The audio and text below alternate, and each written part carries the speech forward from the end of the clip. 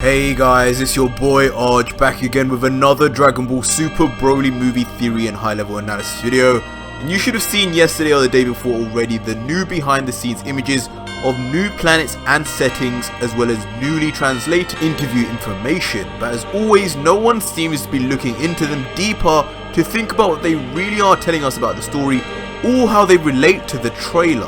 And I'm about to most likely blow your minds because, to be honest, stick through this video till the end and you'll realize these images are way more significant than you thought, and in fact they reveal exactly who these two mysterious Saiyans will be.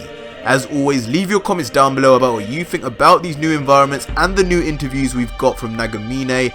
Did you come to any theories of your own? Let me know down below, as I will be reading and replying as always. But don't forget to smash that subscribe button to enter our Nintendo Switch giveaway, which ends in 2 days, guys. All sponsored by Bandai Namco. One click and you're in, so get that done now. But moving on, right, so 2 days ago you would have seen the interviews with art directors for the new movie Nobuhito Sue and Kazuo Ogura. And one of the first things they said was that apart from planet Earth, the film's set mainly on planet Vegeta. Now that is pretty shocking to say, as it suggests there's going to be a huge chunk of this film which is solely based and set in flashbacks. Obviously Planet Vegeta is no more, but we've already seen in the movie that Bardock and Chirai are both going to be in the film, following on from the story of DB-, where Bardock was the one responsible for sending a baby Goku in armor off to the planet Earth in a spaceship which Chirai had programmed and handpicked. The planet Vegeta area we see in this DB- section, however, is one which is of desolate rock formations all over the place. In fact, it's very similar to the new image that you show us right here. But this is in fact not planet Vegeta, this is instead planet Banpa. A completely new planet, a play on the word planet vampire, which we have never seen before, with a very distinct yellow colour scheme with green pools which fit perfectly with the colour scheme of the ki of a certain character. Now in the interview, the art directors go on to actually specifically mention the importance of the colours of these planets and how it was important to give them very distinct colour palettes to distinguish them from Earth. Now did you know we've already actually seen this exact colour scheme on planet Banpa before? It was in the trailer, in this scene with Chirai and Limo. And when you see that it has made it into the trailer, you know full well this is going to be an important location. Now those of you who follow the channel know from past videos I have theorized and uncovered that this planet will be where Chirai first discovers Broly.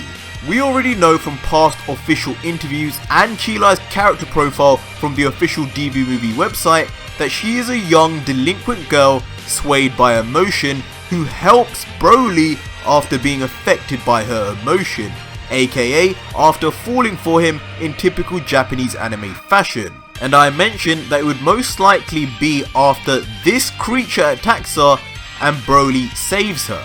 And I also said that it would be most likely on this planet, featured here where Chirai and Remo are looking shocked. And I say this because zoom in right here and you can see that both Limo and Chirai are looking uncomfortable, because look on their scouter and you can see they are sensing a rising power level that they can't handle. Now this is going to be one of two scenarios. They've either stumbled across this beast and know they are in for trouble and Broly then saves them, or this is the actual moment they discover Broly and his ridiculous power level. This planet Banpa is supposed to be a barren place with large valleys and creature infested lakes, just as the interview says. So this is a bad area, the perfect kind of place for a stranded Broly who we know will be in tattered clothes, and a Paragus who we know will be strutting around with no pants and living in peace, completely undiscovered by Goku and the Z fighters for all this time until now. And these creature infested pools will probably be how Broly and Paragus have survived, by eating the creatures in these pools, as we saw in the trailer where Broly is actually eating an insect. Definitely a habit gained and a meal preference gained from his time on planet Banpa. But it doesn't end there. Now remember what I said about color schemes and how the art directors said each planet will be distinctly different? Well, remember this scene. This area no doubt is the same as the scene seen previously of Banpa. Once again, there are two Saiyans here, and what two Saiyans could they be? Well, just as I said earlier, these two will be Paragus and BROLY. Now how can we tell? Earlier I mentioned to you how Paragus will be on this planet with no pants, and guess what? Neither does this guy on the right, who we can tell is Paragus from his signature hair. A younger Paragus in fact, who has only just recently arrived on Banpa, which explains why this guy on the left is a younger BROLY. Now what makes this guy likely to be BROLY despite his hair being different? It's the fact his tail is freakishly long. Like seriously, that is one thing you notice from this image, and a freakishly long tail makes sense when realizing he isn't just any Saiyan, he is the legendary Super Saiyan with power far beyond normal Saiyans. And what supports this is this new image where it reveals that BROLY does in fact have a tail, but that it is so long that it wraps around him 3 times. Yes, more times than any other Saiyan we've ever seen before, which is completely consistent with this super long tail we see from this character here. As for hair, keep in mind this is a young BROLY, but just that BROLY has been freakishly tall even since when he was young, with him officially being almost 7 foot when fully grown. And we know from Vegeta's childhood, Saiyan hair does indeed grow from when they are younger. So there you have it. Following Planet Vegeta's destruction at the hands of Frieza, BROLY and Paragus land somehow on planet Banpa and stay there for the foreseeable future. They try to find a way to escape, but they find that their ship is already completely destroyed, as seen from this image from the trailer where there is a destroyed SPACEPOD.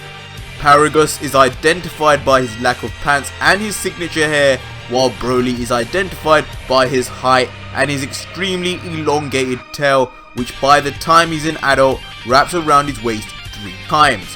While on this barren planet filled with monsters and creatures, BROLY and Paragus survive on a diet of these bugs and creatures as seen in the trailer, and they are only moved then to Frieza's force when Chelye and Limo, who are seen also on planet Banpa, discover BROLY and his power first, as seen by the scene where their scouters show a ridiculous power level rising. Chelye, due to her emotional nature and falling for BROLY, then brings him and his father off the planet for the first time in decades and bring them to work for Lord Frieza, who then soon discovers the true power of BROLY while sparring with him. Without doubt guys, every piece to the puzzle is now falling into place, and it's taken a reel of planet Banpa to finally put together that this is Paragus and BROLY, and thus it is for certain that it will be here that BROLY is discovered, and it will be by Chelye and Limo, as I've been saying this entire time on planet Banpa. But yeah guys, that was it. Another goddamn major plot piece and secret pieced together from all the different clues we've received. Once again, remember you heard it here first, and share this around so everyone finally knows who these guys are and where we will finally find BROLY hiding after all this time since Planet Vegeta's explosion. Let me know down below for sure what you think of all of this being put together. Do you agree, or do you have another theory? Let me know down below, as I will be reading and replying. But before we go guys, don't forget to smash that subscribe button to enter our Nintendo Switch giveaway, which ends in 2 days. I may actually extend it by a day for the Dragon Ball Heroes episode 3 so I can release it on the same day, but we'll see. Until next video guys, cheers. Oh, and PS, if you did not know already, Dragon Ball Heroes episode 3 is out on the 6th of September, just literally a couple of days away at 11 AM Japan time and 10 PM in America and 3 AM in England. It's going to be live here on this channel as always, and the stream is already up counting down, so go check it out on the 6th. See you there guys.